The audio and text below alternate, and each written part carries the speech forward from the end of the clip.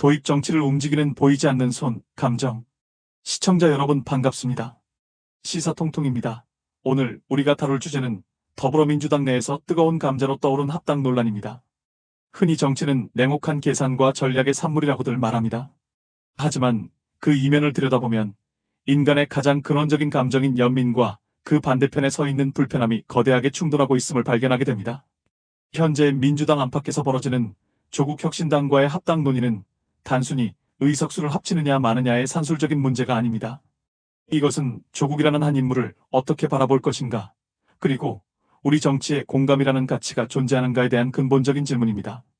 오늘 이 시간에는 이재명 대표의 연민과 이를 저지하려는 세력의 불편함, 그 팽팽한 대립의 본질을 파헤쳐 보겠습니다. 전개 이재명의 연민과 공감의 정치학. 논란의 중심에는 이재명 대표가 있습니다. 이 대표를 가까이서 지켜본 이들은 그가 타인의 고통에 대해 매우 높은 공감 능력을 갖추고 있다고 말합니다. 최근 그가 민생 현장을 누비며 무료 나눔센터를 방문하거나 소외된 이들의 손을 잡는 모습은 단순한 정치적 행보를 넘어선 정서적 유대를 보여줍니다. 이러한 이재명 대표의 공감 능력은 조국 대표를 바라보는 시각에서도 고스란히 드러납니다. 자신 역시 가혹한 사법적 칼날 위에 서본 경험이 있기에 온 가족이 사회적 지탄과 법적 심판의 대상이 되었던 조국 대표에게 강력한 인간적 연민을 느끼고 있다는 분석입니다. 일각에서는 박지원 의원이 사석에서 이 대표가 조국 대표에 대한 연민을 바탕으로 합당을 자신의 변하지 않는 지론으로 삼고 있다고 언급했다는 이야기도 들려옵니다. 이 대표에게 합당은 단순히 진보 진영의 덩치를 키우는 결합이 아닙니다. 그것은 고난을 겪은 동지에 대한 회복의 기회를 부여하는 것이자 민주 진영이 하나로 뭉쳐야 한다는 당위적 선택인 셈입니다. 하지만 이 따뜻한 연민의 시선은 곧바로 거대한 벽에 부딪히게 됩니다. 3.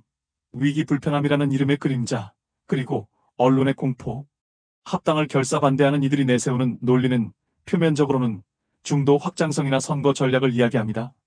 하지만 그 속내를 깊게 파고들면 전혀 다른 감정이 도사리고 있습니다. 바로 불편함입니다.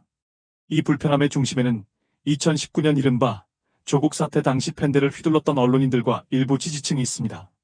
당시 확인되지 않은 의혹을 쏟아내고 자극적인 제목으로 조국이라는 인물을 악마화했던 기자들에게 조국 대표의 정계 부활은 곧 자신들의 흑역사가 소환되는 공포와 같습니다. 조국 대표가 정치적 메인스트림으로 진입하는 순간 과거 자신들이 쏟아냈던 기사들은 오보이자 낙인 찍기였다는 사실이 증명되기 때문입니다. 대표적인 사례로 거론되는 특정 언론사 기자들의 행보를 보면 흥미로운 지점이 발견됩니다. 조국 펀드 관련 의혹이 법원에서 무죄로 판명났음에도 불구하고 이들은 여전히 조국 대표를 부정적으로 묘사하는데 혈안이 되어 있습니다. 자신의 과거 잘못을 인정하기보다 차라리 조국을 영원한 죄인으로 남겨두는 것이 그들에게는 심리적으로 편안한 선택인 것입니다. 또한 당 내부에서도 이러한 언론의 논리에 동조하거나 자신의 정치적 선호를 앞세워 합당 반대 시위를 벌이는 이들이 있습니다.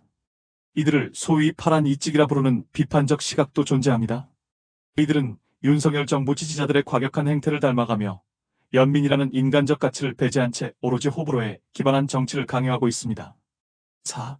절정 연민의 유무로 갈리는 리더십의 조건. 이제 우리는 민주 진영 내 인물 지형을 다시 그려봐야 합니다. 진정한 리더십의 조건은 무엇일까요? 이 보고서가 제시하는 기준은 명확합니다. 바로 연민이 있는가입니다. 조국, 정청래, 박은정과 같은 인물들은 스스로 모진 풍파를 겪으며 타인의 아픔을 자신의 것으로 받아들일 줄 아는 연민의 소유자들로 평가받습니다. 고난의 경험이 공감의 근육을 키운 셈입니다. 반면 과거 노무현 대통령을 향해 독설을 내뱉었던 전력이 있거나 지지자들의 분노를 자신의 정치적 이득을 위해 이용만 하는 인물들은 연민이 결여된 세력으로 분류됩니다. 연민이 부족한 정치인은 타인의 고통을 수단으로 삼을 뿐 진심으로 연대하지 못합니다. 합당 논란은 결국 민주당 내에 연민을 가진 세력이 주류가 될 것인지 아니면 자신의 과거를 방어하기 급급한 불편함의 세력이 주도권을 잡을 것인지를 결정하는 가늠자가 되고 있습니다. 연민이라는 공감 능력은 설득으로 만들어지는 것이 아니라 인간의 기본 자질이기 때문에 이 두 세력의 충돌은 타협이 불가능한 본질적인 싸움일 수밖에 없습니다. 5. 결말 민주당의 미래와 당원의 선택.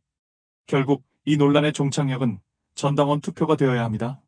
이재명 대표가 가진 연민의 리더십과 합당이라는 지론이 당원들의 집단지성과 만날 때 민주당은 비로소 정체성을 확고히 할 수 있습니다. 합당은 단순히 두 당이 합쳐지는 행정적 절차를 넘어 민주당이 아픔을 겪은 동지를 껴안을 수 있는 따뜻한 정당인지 아니면 차가운 계산과 불편함에 매몰된 기득권 정당인지를 증명하는 시험대입니다. 전당원 투표 결과가 도출된다면 모든 당원은 그 결과에 승복해야 할 것입니다. 앞으로 민주당이 건실하게 유지되기 위해서는 연민을 가진 세력이 압도적인 우위를 점해야 합니다. 합당 결과에 불복하거나 내부에서 끊임없이 분탕을 치는 연민 부족 정치인들은 자연스럽게 도태되거나 인적 쇄신의 대상이 될 것입니다. 조국에 대한 연민과 불편함의 싸움, 그 승자는 누가 될까요? 공감의 정치가 승리할 때 민주당의 미래도 밝을 것입니다. 오늘 방송 여기서 마치면서 구독, 좋아요, 알림 설정을 부탁드립니다. 감사합니다.